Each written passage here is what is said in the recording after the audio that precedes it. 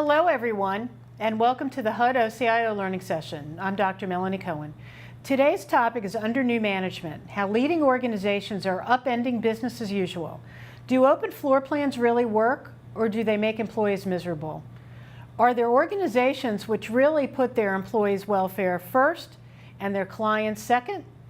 Are annual performance reviews really necessary? The revolutionary insights David Burkus reveals in Under New Management are convincing organizations to leave behind decades-old management practices and to implement new ways to enhance productivity and morale. Let me introduce our guest panelist, tell you a little bit about David, and then we'll begin our discussion. Today's panelist is Michael Lawyer from the U.S. Department of Housing and Urban Development.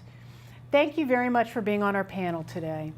David Burkus is a best-selling author and award-winning podcaster and management professor. In 2015, he was named one of the emerging thought leaders most likely to shape the future of business by Thinkers 500, the world's premier ranking of management thinkers. His latest book, Under New Management, challenges the traditional and widely accepted principles of business management and proves that they are outdated, outmoded, or simply don't work, and reveals what does. He is also the author of The Myths of Creativity, The Truth About How Innovative Companies and People Generate Great Ideas. David is a regular contributor to Harvard Business Review and Forbes. His work has been featured in Fast Company Inc., the Financial Times, Bloomberg Business Week, and CBS This Morning.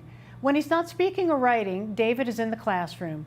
He is an associate professor of management at Oral Roberts University, where he teaches courses on organizational behavior, creativity and innovation, and strategic leadership.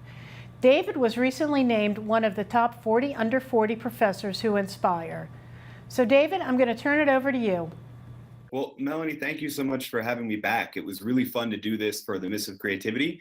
And so to talk about these ideas again in the context of the new book and how we can take innovative management approaches is really exciting for me. So, I guess to begin, let me set the stage a bit, and then we can pick out which chapters and which ideas you thought were sort of especially most relevant to the public sector.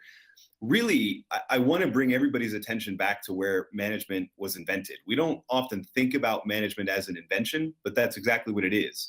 It was invented around 100 years ago, and most people attribute it to a man named Frederick Winslow Taylor. Now, we know about Taylor and Principles of Scientific Management, but what's lost a lot is that Taylor was trying to find a way to efficiently run a factory because Taylor knew that, I put it this way, great leaders don't just innovate products, they innovate the factory, meaning that good leaders, good managers turn their attention to the means of production, the type of work being done, and figure out how to innovate that.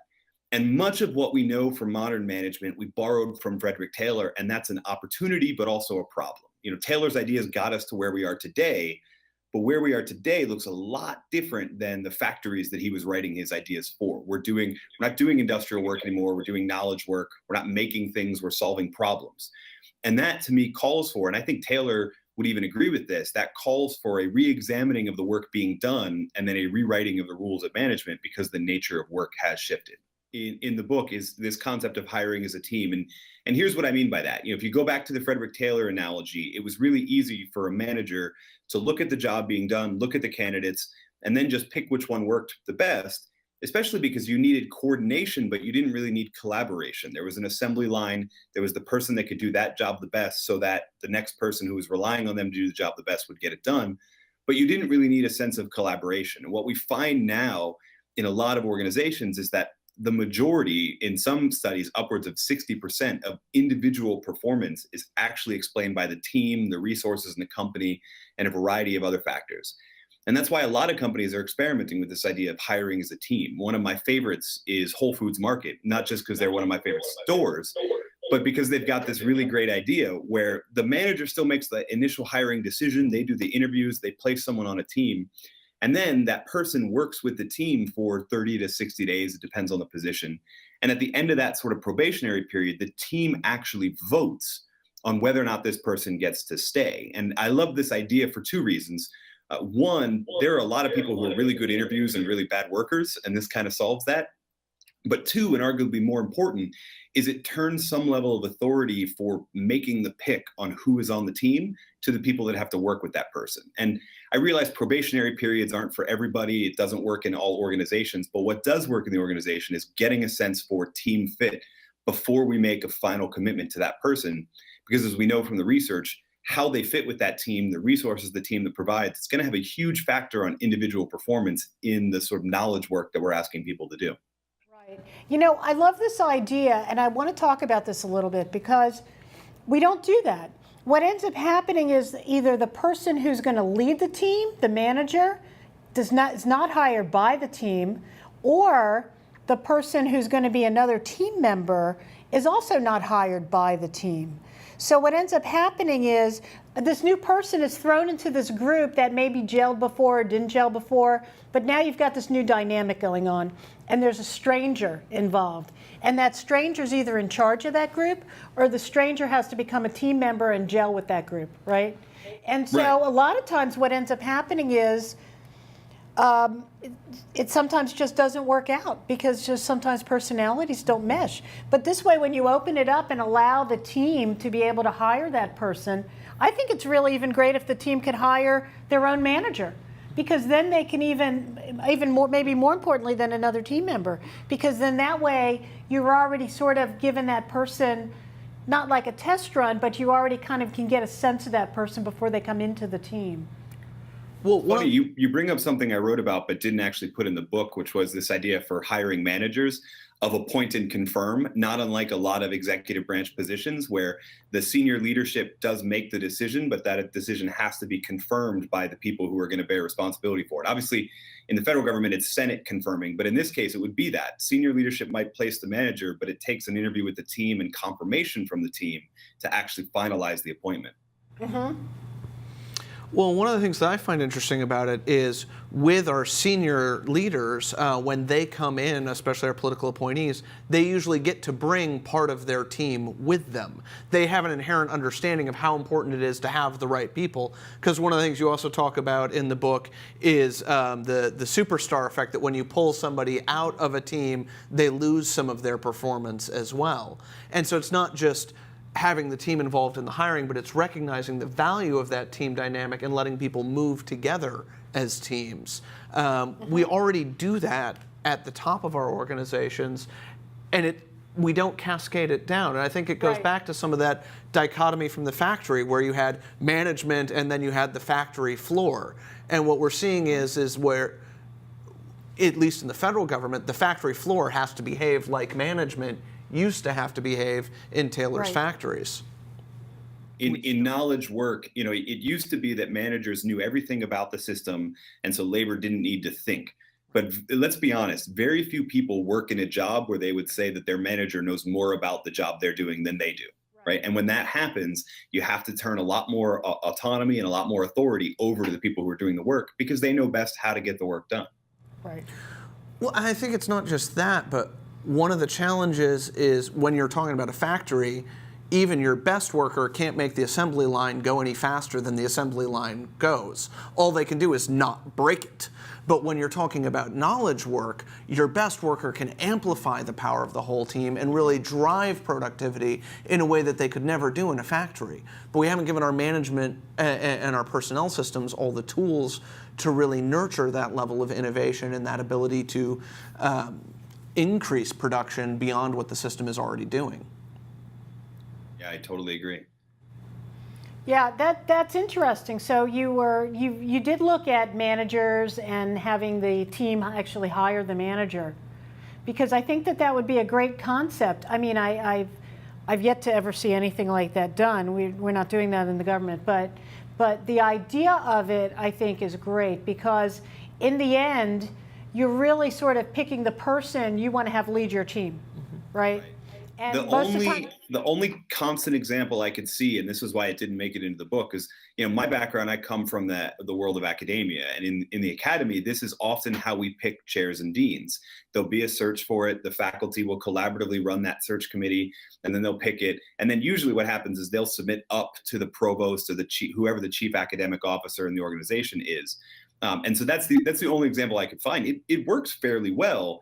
But one of the things with writing this book is I wanted to make sure that the ideas cross sectors and cross different industries. So I could only find it in one industry, so I ended up not writing about it because I couldn't find another complementary example from another sector. Right, right. Well, you have a lot of great ideas, because the book had 12 chapters, and so each chapter was an independent idea where one idea didn't necessarily build on itself. So let's, we've got time, so let's talk about some of the other key things. We had a couple of things that we picked out that we liked in particular.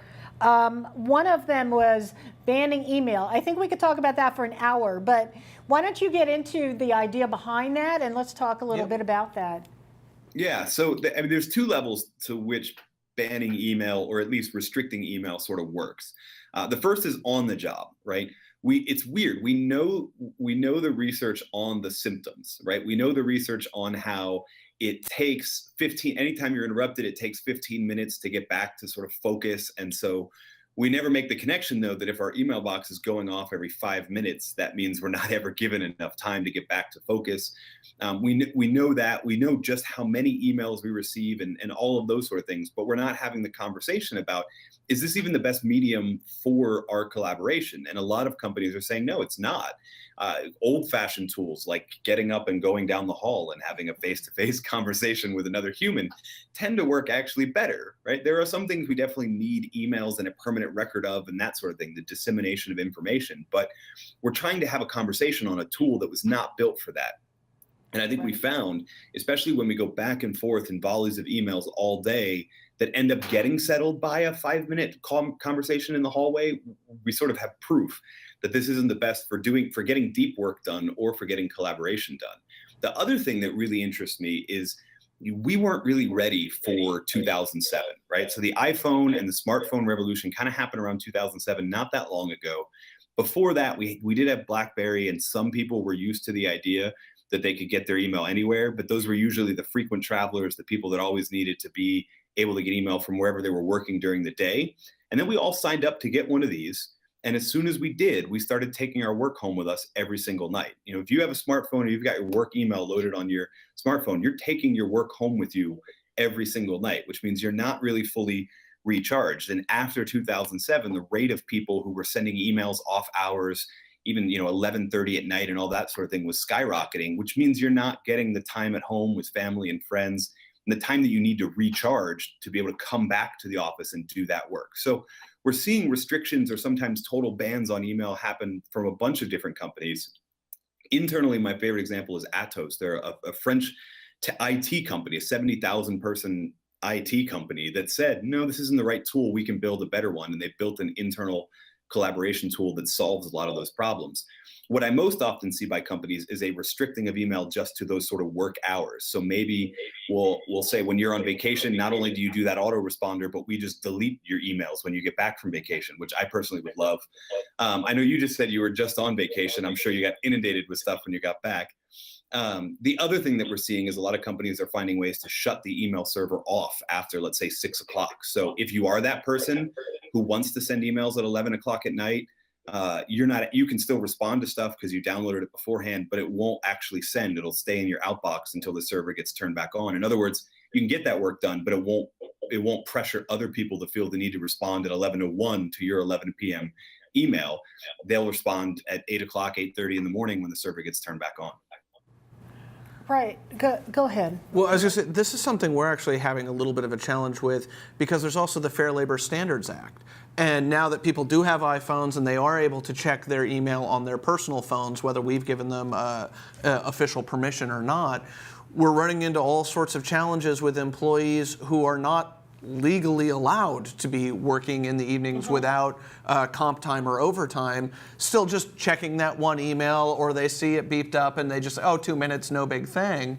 But 2 minutes plus 2 minutes plus 2 minutes and the 15 minutes on either side before you're back paying attention to your family. Not only have we taken an hour away from them, but it's actually illegal for us to have done that to our employees, and we haven't put together the technology that helps us manage that well. And again, part of the problem is we have this kind of preserved class between the sort of managerial executive and the line staff.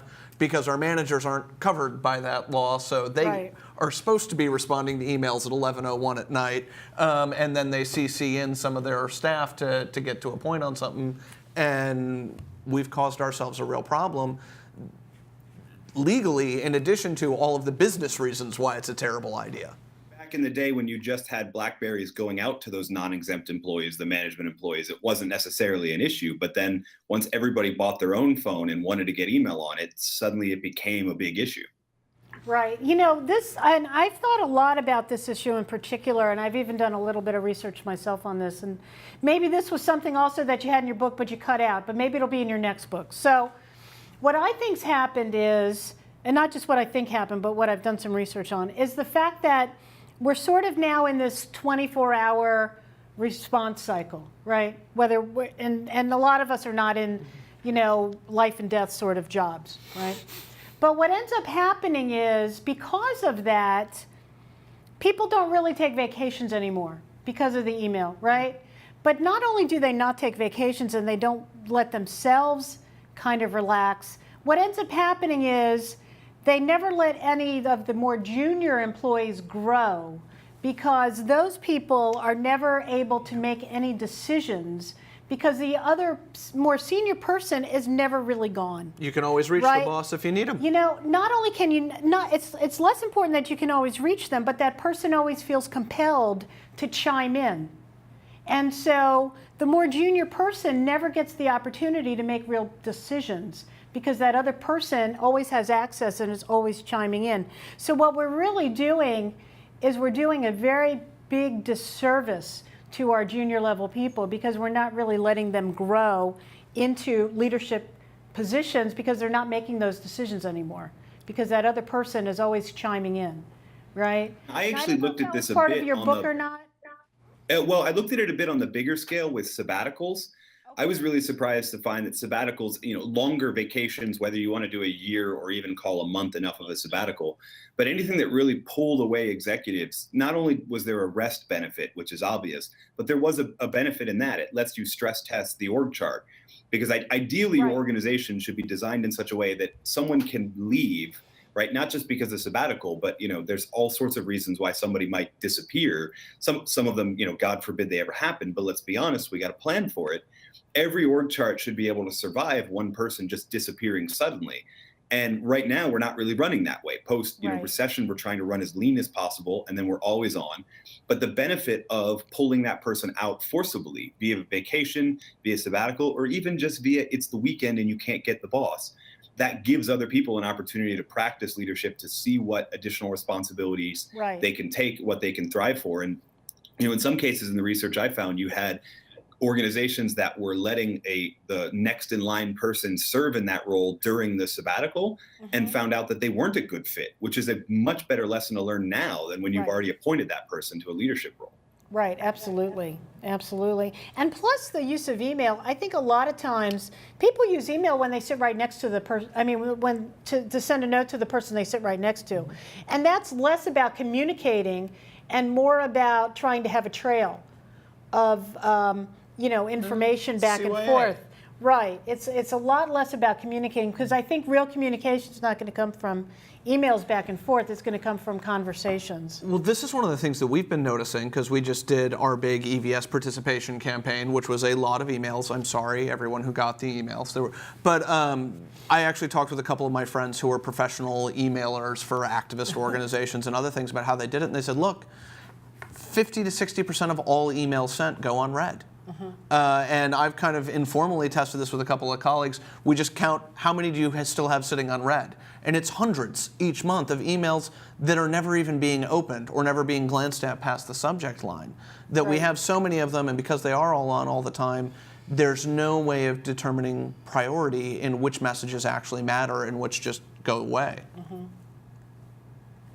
Yeah, I think that was a really, if we could even do that in small little teams, it's hard to say, let's ban email in an organization. You can't do that because people are all over the world working, and, they're in different time zones, and you can't easily go talk to the person, who's at a distance. But even if we could do something in our own little teams of 10 people or 5 people or whatever, where we say, you know, we're going to ban email after a certain time. And we're going to make sure that there's certain conversations we need to have and not do it with email.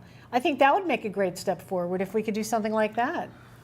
Well, Yeah, so I usually give a couple different recommendations. One is with your team to sort of set a no email time. So let's just say, hey, between 10 and 2, we don't send emails to each other, just get up and collaborate. It lets you sort of test whether or not you prefer the face-to-face or the email. The other thing I encourage people to do is you teach people how they can expect to hear from you, right? So if you respond to emails at 11 o'clock at night, you're subtly teaching the people you're collaborating with that this is okay, that this is appropriate. Right. And that's a big problem. So in some regards, even smaller than the team, it kind of starts with you. What actions are you taking? You know, since I wrote the book, actually, I challenged myself to do this. And I recommend this to a lot of different people because I have an iPhone and an iPad. And I took all of the work stuff off the iPad, and the iPad sits in my bedroom. When I get home from work, I switch the phone for the iPad, and I leave the phone there on silent. If somebody wants to call or email, whatever, I don't get it. I just have this device that's social media and ebooks and that kind of stuff that's for home so that I'm not bothered. And the goal is to kind of train people that, you know, Dave doesn't respond at this period of time. And better yet, to train my wife and kids that, like, I'm taking a conscious decision to be here with you instead of on my work email. Right, exactly. now that's something that applies to the manager as well, that even if they're just sending emails at 10 at night just because that's when they finally get a few quiet moments to sit and think through their stuff, I'm hearing you say they should be holding those, like save them in drafts or something, so that even if that's your productive window for you, don't unleash that on your team until the next day. That would be my recommendation. Go into Outlook or whatever you use and take your account offline after about 6 o'clock. You can still work through all those emails, great, but don't let them actually send, because when you're a manager and you're doing it, not only are you communicating that it's okay to email me at 11 o'clock, but you're also communicating that the expectation, even if I say otherwise, the expectation is that you be on when I'm on, because I'm the one in the authority role.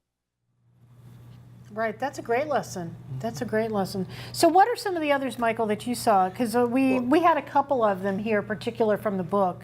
I mean, now that we're talking about managers and manager behaviors, I think we got to touch on eliminating managers, because this is going to be everybody's favorite, right? If I can't hire my boss, can I at least fire them? Yeah, and I've got to be careful on this one, that no managers doesn't mean no management. But again, to go back to that 2 tiers that we were talking about earlier, you used to have the manager who knew the whole scale of work and also how best to do each individual job. And then labor's job wasn't to think. Now we're in this situation where the individuals and the teams who are doing the work often know more about how to do the work well than does the manager. The manager, especially in flatter, more lean organizations that are responding to 2008 still, or just trying to run leaner, those organizations often have a manager who's in charge of 3 or 4 different types of employee and different types of work. And it becomes really hard to be the best one to know everything about all of those roles. So a lot of times the work of management needs to be sort of turned over to those individuals and teams. And when I say the work of management, I mean the resourcing, the finding, planning timelines, doing all of these things that used to be the manager's job. A lot of organizations are finding it's better to turn that over to the team. Some getting rid of managers entirely and letting the whole organization run on self-managed teams, but others just trying to find ways to push authority down to the lowest level it can go, because that's as close to the work that's being done as it can be. Now, there was a big experiment at Google about this that got written up in Work Rules, Laszlo Block's big book on how Google does HR.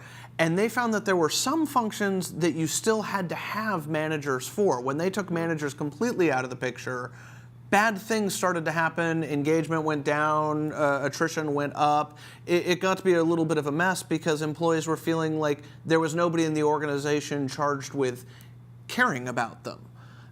And I think that there's something that we have to be really careful of in all of this, because I agree with everything you're saying about pushing the work down to the front lines, letting them do the project timeline, the how should the work get done. But, you know, no one's ever accused the federal government of being a flat organization, and it's unlikely to become one soon.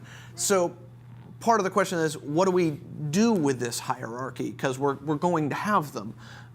And I think part of the answer is they really need to be focused on making sure the employees feel cared for, listened to, like the organization values them.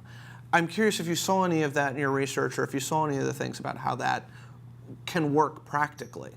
Yeah. So, I mean, the Google example is a really specific one. And the academic in me is like, okay, well, their experiment proves that for Google and for these type of employees, management is, but again, I would point out that like Google's management structure already was a very different sort of org chart. You know, in one of the chapters I talk about putting customers second to frontline employees and putting them first.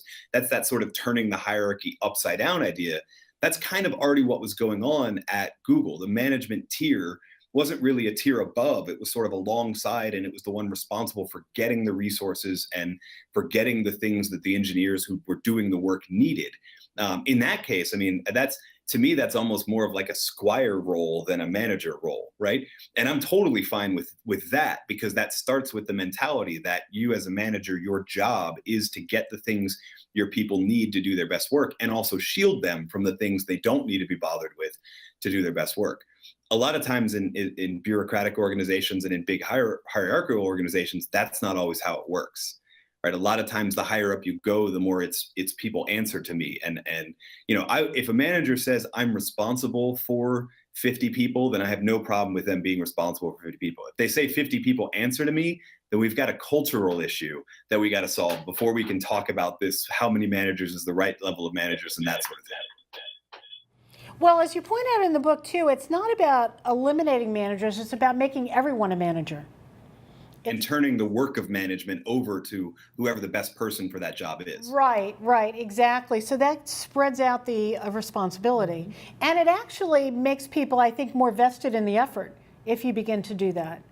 Yeah, there's a lot of research. I mean, DC and Ryan's research from 30 years ago on the power of autonomy and having a say over how you do your job, right. Which a lot of times in really hierarchical organizations, that an individual employee doesn't even have the ability to say that, the how they do their work thing. Right. Even if we just start there, that's a huge improvement from where we might be currently. Right. Well, one of the other areas you mentioned as you were answering this, and we were talking about this, was the idea of putting customers second and putting employees first. See, we always hear about, the customer's always first. The customer's always right. Or the customer's always right. I spent my 2 years whatever, in retail. Right, what that phrase is. But this is actually putting the customer second and putting the employee first. So maybe you can talk to us a little bit about that. Yeah, so I mean, it runs on a gamble, right? And the gamble is that if you put the frontline employees first, what Vinette Nair, the chairman of HLC Tech, former chairman of HLC Technologies, called the value zone, right? So who is our customer? Anyone that interacts front-facing with that customer is in the value zone. And we need to write our org chart in such a way that we put the value zone first, even if that means putting those employees above customers. Because what often happens, I mean, if you've ever called into a customer service, phone bank of people, you almost know that the first thing you should do is skip that person and go to the manager, because that person doesn't have the authority to do anything. Right? That's a problem. That's a big problem, right? Because as soon as I do that, I'm essentially negating the value of that role whatsoever and telling that frontline employee they're not all that valuable. And what that does to me as a customer too is creates frustration, because as a customer, what I want to talk to somebody who can fix my problem, who can help me with service, et cetera. So when you put the employees in the value zone first, you give them the resources they need to put customers first. You still get customer satisfaction. It's one of those weird things, like, to be honest, in a publicly traded company, in a for-profit publicly traded company, we often talk about shareholder value. Well, shareholder value is a result. It's not a goal. The goal is to run a profitable organization, to keep costs down while increasing sales, increasing market share. And if you do that, then the shareholder value increases. It's the same thing with customer satisfaction. It's a goal, but it's also a result. And in order to achieve that goal, or in order to get that result, you have to think what predicts it. Well, what predicts it is employee satisfaction in that value zone. And this informs that manager conversation we had before, where when you have managers who view that their job is to get their people what they need so their people can serve their customers, then we've got a great system running, no matter how many levels we have for it. When people start to think, no, it's actually about employees serving simultaneously the customer and trying to keep their manager happy so they can keep a job, we've got problems, because we've got divided loyalty. Right. Well, in organizations too, they always say, our employees are our greatest asset. That's like a line that they have. Every organization has a line like that. Employees are our greatest asset. But they put the customer first, right? And so this gets to exactly what you're talking about in terms of if employees are our greatest asset, and I think we know they are, this is actually putting the employees before anybody else. So making sure that those employees are engaged and motivated and satisfied with their environment, so that the output of those employees is actually giving us that greatest customer satisfaction because they're putting their best foot forward. I think you have to start looking at it like a return on investment scenario. The investment that you make in keeping Right. your frontline engaged, connected, resourced, and ready to go Right. returns in that customer satisfaction and returns in actually delivering on the mission. And it's always a little bit different for us because as the government, we don't always want to satisfy everybody. Sometimes we're doing an enforcement action and we really want people to be unhappy about things. But again, it's all about how we're taking care of the employees Right. who are delivering the mission. It's that investment is absolutely critical. Right, right. Now, your book, you actually didn't have public sector examples. So there were private sector examples. I don't remember public sector examples in there. No, not in this particular chapter, although I got into a really interesting conversation with a bunch of different superintendents and principals actually, I guess I shouldn't name the state so they don't feel taken advantage of. But we talked about this in the context of a school system where a lot of the modern efforts are, yes, to standardize, which is a good goal, but the side effect to that is it's taking a lot of the autonomy and a lot of the resourcing away from the individual classroom instead of trusting that if we invest in that front line of teachers, we'll get satisfied students. I think the same thing applies in almost any system. A lot of times in a public service, federal government, city government, whatever level it is, often there are so many sort of rules and stipulations that the frontline person in the value zone doesn't feel like it's their job to use any sort of discernment.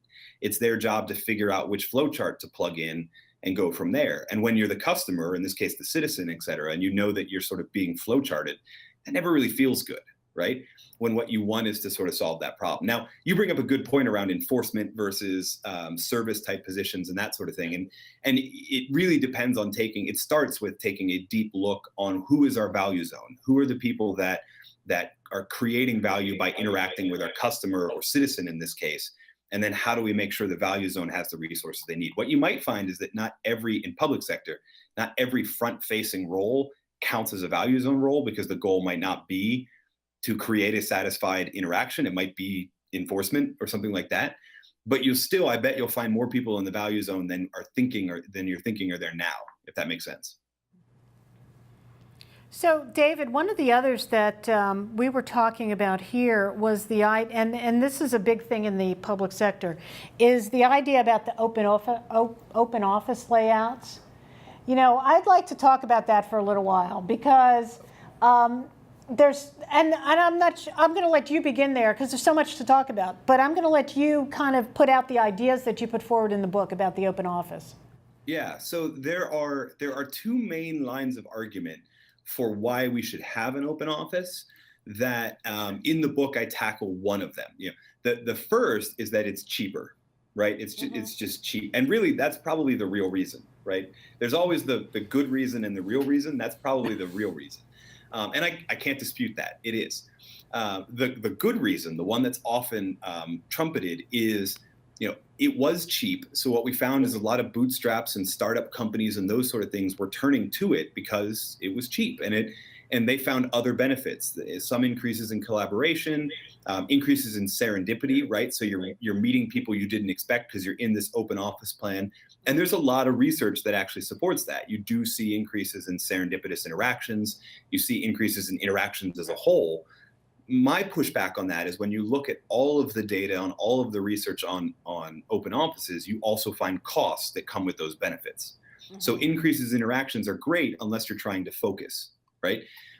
Increases in serendipitous things, it's great, but you have to balance that with the stress level. There is a lot of evidence for people experiencing higher stress levels in an open office environment. My favorite study actually showed that in an open office environment, people are more likely to or cash in more sick days than in a traditional or closed office environment. So either they're legitimately sick or they're sick of coming to their open office. I still don't know which one, but the data is pretty clear. And you can actually make a pretty good case around spread of germs and all that sort of thing. But I think it's telling that you get more of these sick days, which means lost productivity, lost opportunities to collaborate, all of those sort of things. So everything has costs and benefits.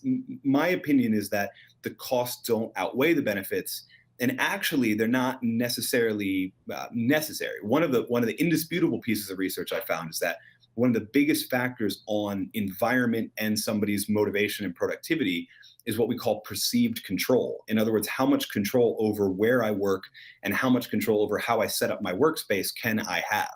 You can have the absolute most perfectly designed office, but if no one gets a say in how their desk is designed or what photos get on it or what, and the whole idea is that you're a cog in the machine, that's what the design gets reinforced. Even if it's well-meaning and designed for all those people, you're going to see dramatic decreases because we're losing that perceived control. So the offices I'm most in favor of have some level of openness to them, but more importantly, they have what I like to call a palette of places that people can pick. Where is the best place to do this work, and go either escape to that place or go to the place where collaboration happens, depending on the needs of the task at hand. So I have to go right at the obvious stereotypical question. Did the research look at the young-old breakout on this? Because we see, what I've heard from colleagues is my more tenured colleagues feel like they're demoted when they move into these open office floor plans. And my younger colleagues seem to feel it's no big deal, perhaps because they've never known anything different and they were never led to believe that they might someday have a door. But they just put on their headphones and poof, all the distractions go away. Is there anything in your research that bears that out? Is this a generational or a stage of life thing? Or is this an absolute human nature thing? Right. So let's call it anecdotal experimental evidence, right? Which is, but I mean, because generational evidence is really hard to tease out what's generational versus what is actually a factor of age and at a certain point of time people grow out of, et cetera. I definitely show there's a lot of research that supports the idea that every culture and every generation has its sort of symbols. And for a long time, I mean, we call it the corner office, not because it was a literal corner office, but also because it's a symbol. And so stripping away that symbol from somebody definitely has an effect. You bring up a more interesting point, though, is the younger generations. You know, we made, when this trend of opening offices was going on, we also applied it to school systems. And instead of little desks, we started grouping people together at tables and having those interactions. And Susan Cain actually does a great job of pointing this out in Quiet, that we just made this assumption that everything gets better with collaboration. And a lot of people who are hitting the workforce now, they don't know any better. And so there might be that too, that idea. Certainly though, the interesting thing about like just put in the earbuds and not do the distraction is you can't even get people to agree on like what earbud symbols mean for do not disturb, right? Like I love thinking that 2 earbuds in means leave me alone, but not everybody agrees with that. So you still get those interruptions and interactions. This is why you don't use the earbuds. You need the studio headphones with the big over ear. That's what says go away. Earbuds just mean I'm walking from here to there. There is a whole language of headphones. It's subtle but real. That brings you to the email, right? That could bring you back to email, because if you've got an environment now where people have the headphones on, right? Don't want to be interrupted. But you're trying to do something with them, you're trying to talk to them, you're trying to get something done. This could bring you back to, well, I can't communicate with them, so I'm going to have to go back to the email. Yeah, to some extent, I look at headphones not as a productivity hack, but as a desperate attempt to get some level of control back over their workspace, right? So that we put them at a table without their say, and now they're trying to get back some level of control. So I think it's a lot deeper than this. And this is going, way beyond the level of evidence into pure speculation. But when you've grown up on the internet, and I'm one of the right at that cusp of, I think I got the internet in my house when I was 14, you just disappear into the screen. And so there is all of that control, but it's in how you've got your system customized. It's about what are the icons on your desktop. It's about what's the music you're able to access and have playing. And it's interesting because the people I know who come from that side of things, Their fight's not with facilities, it's with the IT department about how much control do I have over what I can install on my computer, which music services can I access and what's blocked by the firewall. But you just disappear into that electronic world regardless of where you're sitting. And as long as the chair is comfy enough that your butt doesn't go numb while you're there, it doesn't really matter what's around you. I mean, that's a good point. I'll say that one trend that strikes me as really interesting in younger generations, though, too, is I've met, and this is again anecdotal evidence, not big peer-reviewed study-based, but as I've gone out and talked about the ideas in this book, I have lost count of the number of people who, when they read that chapter, say, that's exactly why I have a membership at a co-working space, or why I go to the library when I need to focus. So we still do see people, even just the screen. I think you're definitely right.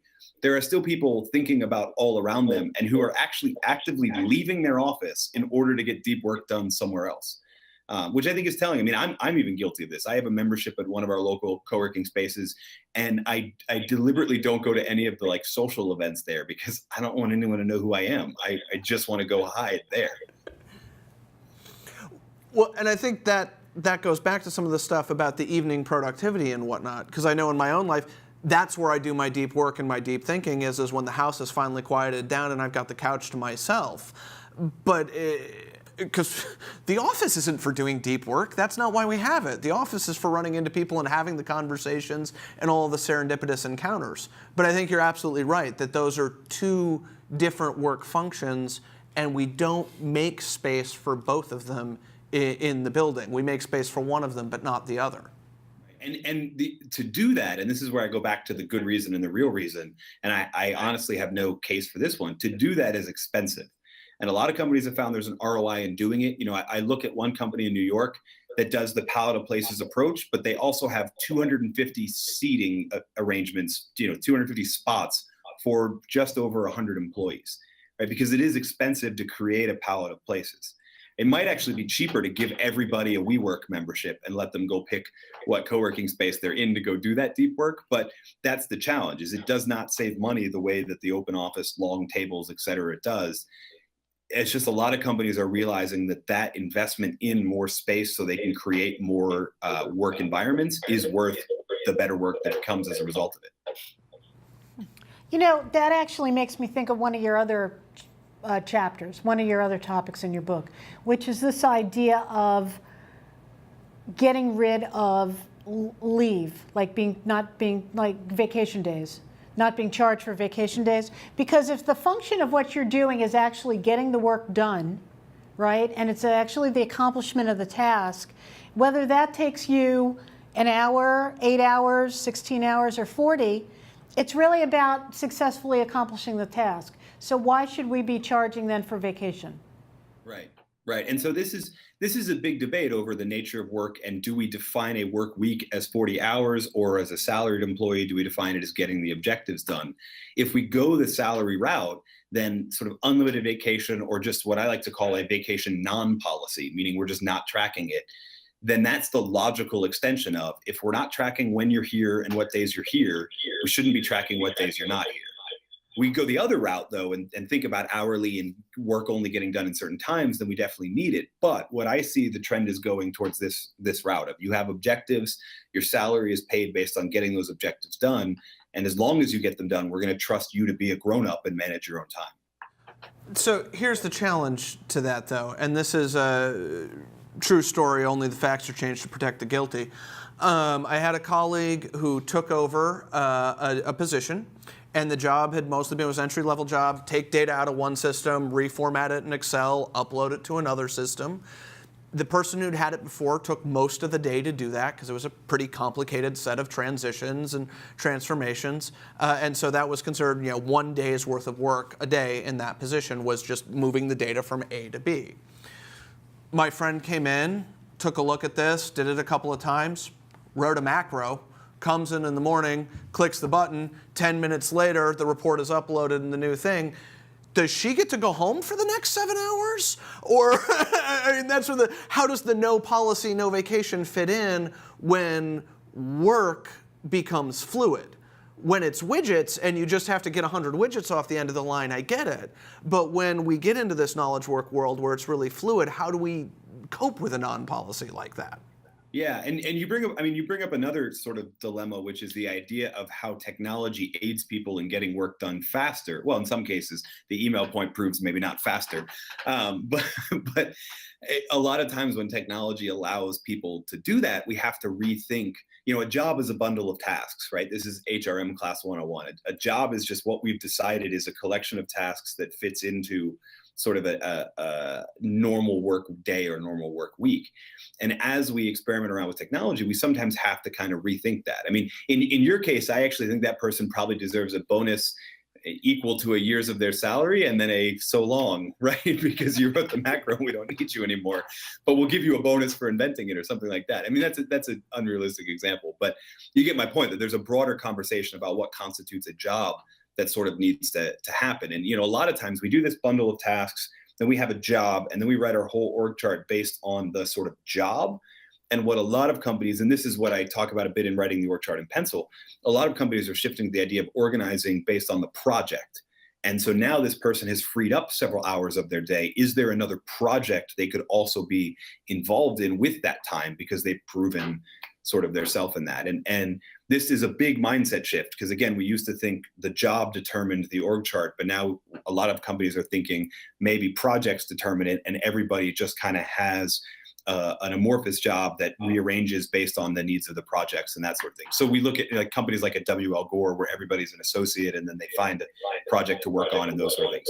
That's a really hard transition for a lot of places to make, and the bigger you are, the harder it is. But it's one that I think is inevitable because of the thing that you pointed out. The nature of work is fluid, and maybe the job is not the most solid thing to start drawing org charts on anymore. Well, isn't project work how professional firms have always been organized? And if you look at, you know, law firms and consulting firms, which are the two longest forms of knowledge work organizations that we have, they've always been project-based, whether it was the case or the engagement. And there are plenty of consultants who had to split their time between a couple different engagements to fill up a work week, and lawyers as well. But that then, you know, they do that project and it wraps up and they got to look around and find the next one to jump on. Right. Is that yeah. something and, that we should I mean, be law firms, consulting firms, and accounting firms. And it's, you know, I actually, in the book, I profile a consulting firm called Eden McCollum that took that to the next level, which was to say, well, let's not even worry about a bench. Let's just build our talent pool from people who don't want to find 40 hours a week, 4 weeks a month, who don't want that many hours and just want a level of flexibility that can vary even if their pay varies because they're mid-career or above and they're looking to sort of transition into retirement. So they run an entire org of independent contractors that when a project comes up that strikes their fancy, they go, yeah, I'll take that one and I'll do that 10 or 15 hours. But if no projects come up, they're also sort of, I'm okay not doing work. And this is something that, you know, Charles Handy forecasted in the 1980s with the idea of a cloverleaf organization and that kind of stuff. And these are, yeah, I'm not saying that Eden runs it the best way or that Charles Handy was the one who said this is the absolute best way, but these are the dilemmas we're having to sort of solve is as all work shifts to knowledge work, how are we going to rearrange our org chart in order to account for that? Well, David, talk for a minute about the org chart in pencil. Yeah, so I mean, we've already kind of danced around it and shown the functional things that lead towards it. I actually think there's a brilliant case to be made for this being better in terms of creativity and innovation as well. And I look at a study of Broadway senior leadership teams, right? Everything, you know, Hamilton wasn't in the study because the study was done several years ago, but inclusive of the most popular Broadway show in the universe, almost every Broadway show has 5 to 6 people on its senior leadership team. There are certain roles that we know that we need.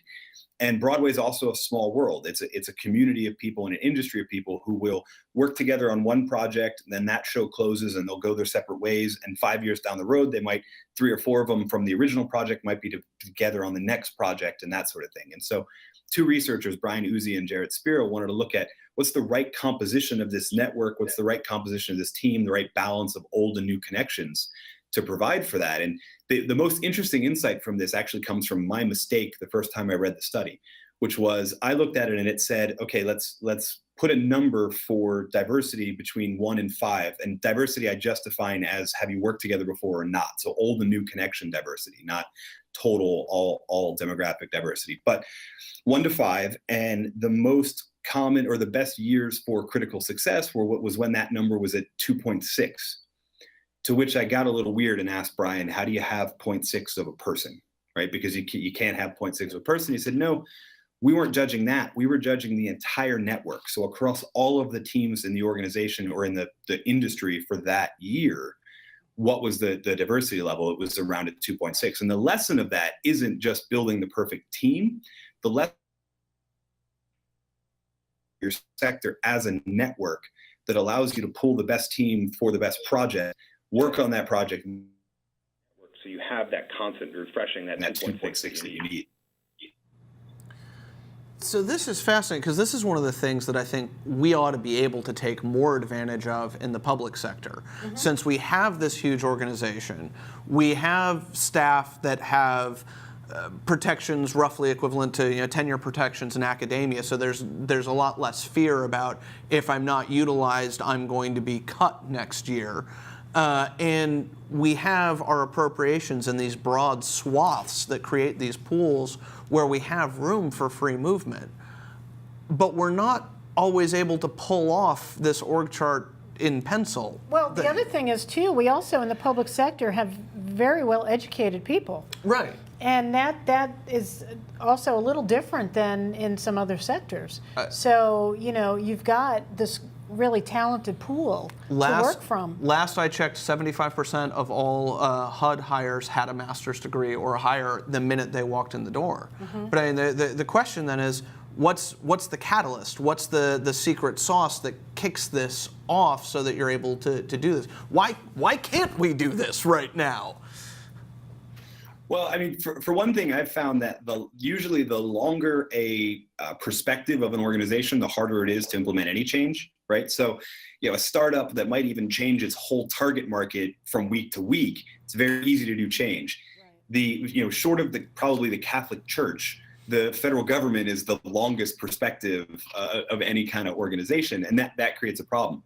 One thing I think you can do in any organization, large or small, perspective or not, is, and I know you've done a couple experiments with innovation time, that idea of some percentage of your time going towards projects that you determine. I found one organization that doesn't do that. What they actually do is they call it help time. So it's 5% or 10% of your time in a week is actually spent working on a project you're not assigned to, right? So you basically have to find some other project that you can lend your expertise and help to. And that doesn't bring you all the way to that 2.6 and that perfect thing, but it's a way to experiment with what happens when a more diverse set of people are collaborating on a project. And then the better success you get with that, the higher you ramp that number until you look a lot like a professional firm, consulting or law firm, where you have this number of hours per week, and some of it's on this project, some of it's on this project, some of it's on this project. It is doable. It's just the bigger and longer perspective of the organization, the more you have to sort of phase into that transition instead of just go right to it. I mean, does that kind of back you into some of the other things that you talked about in the book in terms of, getting rid of the managers, moving autonomy down to the front lines, the more of this help time that you're doing, it sounds like we're picking up a couple of these other benefits as well as it begins to scale throughout the organization. I mean, people help the folks who they want to work for. They get autonomy over what project they're choosing. It sounds like this is I hesitate to say a silver bullet, but that this begins to be a doorway into implementing a lot of these changes at once is just giving people that window and a little bit of accountability to get up from their desk and begin seeing how else they can be useful. Yeah, I mean, I think it's a worthwhile experiment. You also see it with, hire as a team. You'll know what team to make your next career transition to because you probably already helped on it, all that sort of thing. So I definitely see it as that. I would say that most of these policies, I actually look at as policies of elimination. So they're actually about what are the things that are eliminating people's ability to do their best work and how can we reduce or eliminate those. So my silver bullet is actually cutting stuff or elimination, but this helping idea is not a bad addition as well. So, you know what? I think we've hit on just about on every chapter of the book, except maybe one or two chapters, but we're kind of running out of time. So, what I'd like to do is, excuse me, if you could leave our audience, David, with just a couple of key points that they could, from today, they could walk away from this show and begin implementing just a couple key ideas. Yeah, so I mean, I think the first is that idea around elimination, that idea of as a manager, you might not be able to change the entire system, right? But you can look at your team as a sort of pocket of excellence and look at what are the things that are hindering my team's ability to do their best work, and how can I use my role to block them from it or eliminate them from it? And that might be email, that might be a bunch of different things, but what can we eliminate that would actually free people up to do their better work? The other thing I would say is that everyone in any change is going to experience a lot of resistance. The bigger the organization, probably the more the resistance. And the thing that I get often back from people is this idea that why bother to change, because that's a lot of work and what we're doing now is working, right? And I would challenge you, what is your definition of working if that's the case, right? Across all sectors across the globe, Gallup's research on engagement shows that we're at 18%, right? So 2 out of 10 employees. Might be better in the federal government, might be worse. I know which one I would bet on, but I'm not going to say it. And so if that's how we're defining working, right? 2 out of 10 people actually bringing their whole self and their whole focus to work, then you're right. Don't change. I have no argument there. If you want to define working as 2 out of 10 people bringing their whole selves and their whole energy and focus to work, I choose not to define it that way. I have a little grander aspirations for how engaging we can make work. And if that's the case, then these are changes worth fighting for. Right, okay. Well, I think this was great. This was a great discussion. I mean, the book was excellent, the ideas offered. The couple of the additional ones we didn't get a chance to talk about was about ditching the performance appraisals, which we'll have to have people read the book to get that information. It's a great chapter. It's a great chapter. And paying people to leave. And so that was another one which I thought was good. We already do that. We do in the federal government sometimes, but we pay them to retire if that option is opened, and we have something like that available. So, but different than what you talked about. So David, first, let me thank you for being our guest today. I appreciate it very much. Again, the book was fantastic. It's called Under New Management. And Michael, thank you very much for being on our panel. Always a pleasure. Thank you. And for our audience, thank you very much for joining us. And join us next time for the next HUD OCIO learning session. And have a wonderful day.